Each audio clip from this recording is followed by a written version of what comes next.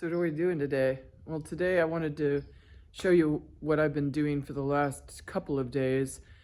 I didn't want to do the blow by blow because when I was building, and this is how I build things, I never really have a design, but I kind of improvise as I go.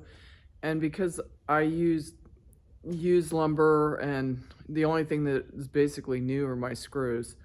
And I did screw the whole structure together just for durability, and that way I can remove things in case I misplan things as I was building. So as you know, I've been training my Jersey cow to be a milk cow, and so with the milk cow I need a milk stanchion, or at least I want to have a milk stanchion because I'm new at it, and I want to have I don't want to be fighting the cow and the equipment all at the same time.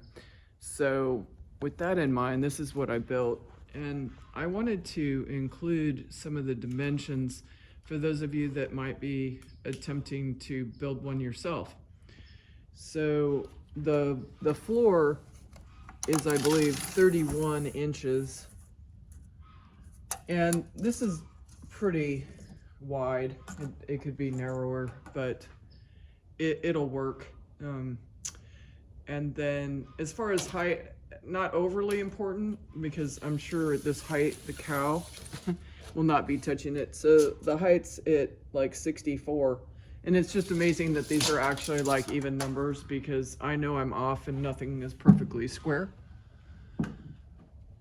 And then I purposely left a gap underneath this, like we'll call it like a head stop or like a feet head stop area, so that I could lay some rubber. I'll probably use like baling belts or something that's free, basically. And I kind of guessed on this, so you know, don't hold me to it.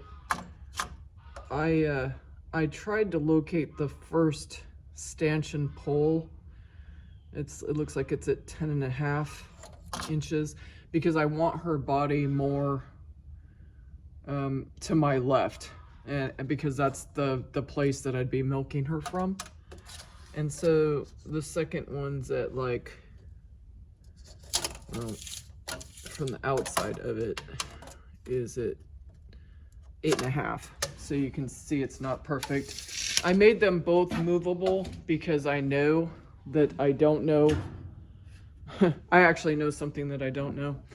I realized that I'm not sure how wide her neck will be, how much I will actually have to kind of squeeze her in. I put a block here because I'm operating on this side and I don't want to have to reach all the way over in order to move it. So I put a block in, but your situation might be different. So what a lot of people don't talk about is like your holes down here to make this work. So I had to find a threaded screw or lag bolt that I could put here. And obviously I used different ones because that's what I had available, because I'm pretty much used everything because I don't want to spend much money on this. And I beefed it up a little bit with 2x8s, which is really 1.5 by 7.5, of course. And I just ran it through. I used a washer on one side. Don't have to do that, but I just did it. As you can see, they're easily movable, but not too much. And I just adjusted that by the tightness. I have yet to actually screw this backboard in, but obviously the long screws that go between these two are keeping the board in place. And then a lot of people say, you know, beef it up more than with 2x4s. And if I have to, I'll just add an additional board here, like a 2x6 or something. And then here is where I'm going to either build a tray. I have some extra 3¼ plywood that's actually in my way in the other barn. So I'll probably construct kind of a deeper box to put feed in or grain. And then up above, you can see the block I added. And then I just, for, you know, keeping everything rigid, I added a back board as well. And then I did the same here. You can tell that my lumber was curved. And so I kind of use that as a architectural enhancement, if you want to call it. And I use a curved board up front. As far as the length of it, from where her neck inserts into the headboard, it is, this is news to me as well,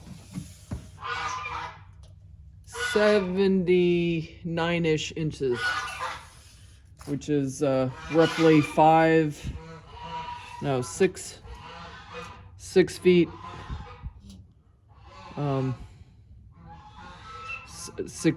6 feet 7, we'll just say 6 feet 7. So it'll easily put her body in here, and at that point, when I get her in, it's at that point that I'm going to either figure out just to put like either a hinged piece of wood or a chain or something to keep her from reversing when I don't want her to reverse. I raised it up because I want to be able to sit here and, like, say her udder is here. I wanted to be able to kind of see underneath the cow more. And that's just a personal preference. One gentleman on YouTube suggested that you have access from both sides. I'm hoping that I don't need that, because this was the allowable space that I could clear out of the barn to put it. Now outside I have a working chute that I could have used. I could have just thrown her in there, and they have bars that come down, but I didn't want to necessarily go outside, and I wanted to have a dedicated space for the cow. So, you know, it wasn't that hard to construct. I'm not a construction kind of person. This is my first milk stanchion I've ever built, because like I said, this is a whole new thing for me. Anyway, I just thought I'll encourage you to do the same if you think you want to have a milk cow and you feel a little unsteady about doing it. Maybe this will add to your incentive to go ahead and build it and realize it's not all that difficult. I have a lot of scrap lumber around from my other projects that's basically used stuff. Like when I made this, a lot of the dimensions were because I needed to saw off nails, or it was kind of deteriorating because it's been sitting on this dirt floor on the end, and it's been warped, and I just use that to make it look more interesting, I guess. And so anyway, that's what we're doing today. Bye for now.